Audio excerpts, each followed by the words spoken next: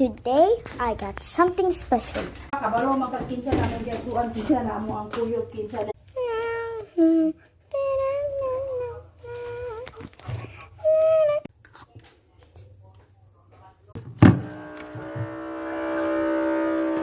Mga lalaki. Kailan mamukul nila kadiri mabuto sila atong imos lang mga Oh Francis. yeah. Bro, look at this one. Kagipang black na.